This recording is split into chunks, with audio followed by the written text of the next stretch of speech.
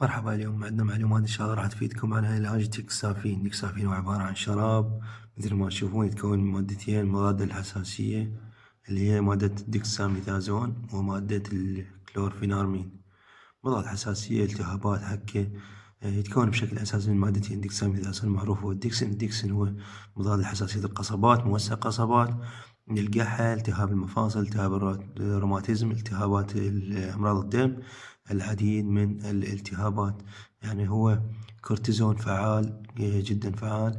أيضا عندنا المادة الثانية اللي هي الكلورفينارمين، معروفة اللي هي مضاد تحسس، حكة، عطاس، رشحة، دمع العين، احمرار الجلد، الحساسية الجلدية، الحساسية الدوائية. العديد من الاستخدامات الخاصة بهالمكونات. طبعا هو هذا مضاد مزدوج للحساسية، فيفيد جدا في علاج القحة الجافة، الإسعال التحسسي، التحسس القصبات، الرشح، العطاس، لدغ الحشرات. العديد من الاستخدامات. بالنسبة للجرعات يستخدم تقريبا من عمر سنتين فما فوق، سيسيين مرتين باليوم. لحد عمر 6 سنوات، من 6 سنوات فما فوق يستخدم سيسيين ونص، 3 مرات باليوم لحد عمر 12 سنة. من عمر 12 سنة فما فوق يستخدم 5 سيسي 3 أوقات. بالنسبة للجرعة المضبوطة الأفضل استشارة الطبيب أو الأخصائي. عندنا الجزء الثاني هو الآثار الجانبية. الآثار الجانبية معروف أنه هو الديكسين يأثر على المفاصل، فاللي عنده هشاشة بالعظام، اللي عنده مشاكل بالكبد والكلى، اللي عنده مشاكل بالدم، اللي عنده يعني مشاكل في الغدد مثل الغدة الدرقية أو الغدة الكظرية، الأفضل. وعنده مشاكل بالمناعة، الأفضل يتجنب استخدام هذا العلاج. أيضا بالنسبة اللي عندهم مشاكل بالاحتباس بالسوائل، اللي عندهم مشاكل ربوحات، اللي عندهم سكر، أيضا الأفضل يستشيرون الطبيب الأخصائي. بالنسبة للاستخدام أثناء الحمل والرضاعة، أي علاج الأفضل لازم تستشير الطبيب أو الأخصائي أو الصيدلاني قبل لا تستخدمه. فهذا الفيديو ما يجوز لك إنه أنت تستخدم علاج، فهذا العلاج أو هذا الفيديو فقط توعية عن العلاجات. هاي القناة فقط توعية عن العلاجات، يعني هاي صاحب القناة ما مسؤول عن استخدامك الخاطئ لهذا الدواء. فهذا فقط تعريف خاف، يعني أنتم ما تعرفون أو عندكم جهل لبعض المعلومات.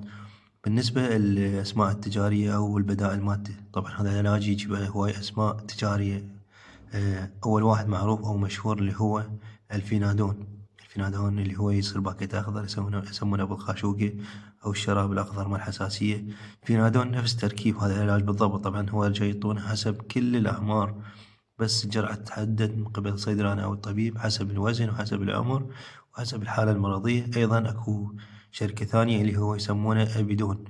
أبيدون يصير باكيته أزرق إذا شايفينه، يعني أزرق طوخ وأزرق همين، يعني كل إنتاج مصري.